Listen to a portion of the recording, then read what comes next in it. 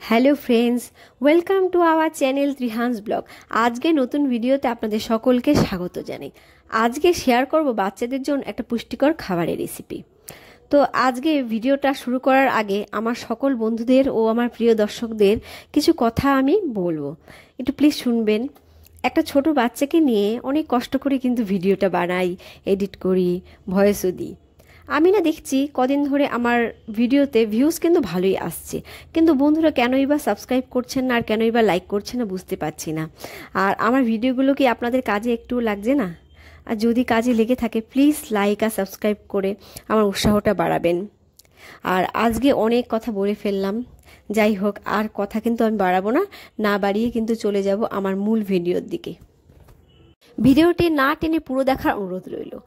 তো প্রথমেই কিন্তু আমি এখানে একটা প্যান নিয়ে নিয়েছি, প্যানে আমি দিয়ে দিচ্ছি অল্প পরিমাণে ঘি।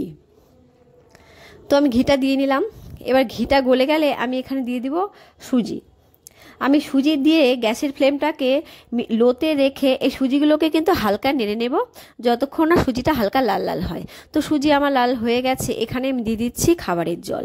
আর বাচ্চার বয়স যদি 1 বছর বা তার বেশি হয় তাহলে কিন্তু আপনারা এখানে গরুর দুধ ব্যবহার করতে পারেন। তো এবার জল মিশিয়ে আমি গ্যাসের ফ্লেমটাকে মিডিয়ামে করে সুজিটাকে কিন্তু সেদ্ধ করে নেব।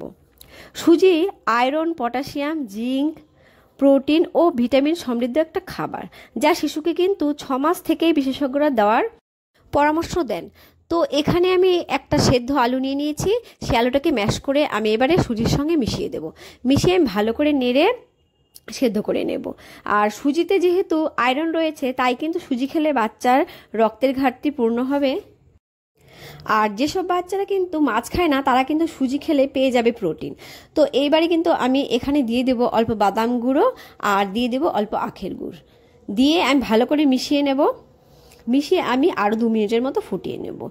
আর সুজিতে রয়েছে উচ্চ ফাইবার, যা বাচ্চারা সহজেই হজম করতে পারে। আর বাচ্চার বয়স 1 বছরের কম হলে কিন্তু এখানে আখের গুড়ের পরিবর্তে আপনারা খেজুর ব্যবহার করবেন। তো এখানে কিন্তু আমার সুজিটা রেডি হয়ে গেছে, এইবারে কিন্তু আমি বাটিতে ঢেলে নিচ্ছি।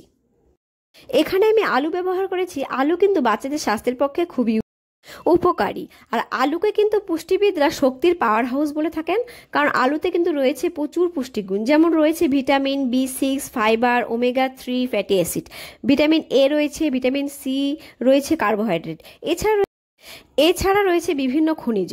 আর ভিটামিন B6 কিন্তু বাচ্চাদের মস্তিষ্ক সচল রাখতে সাহায্য করে।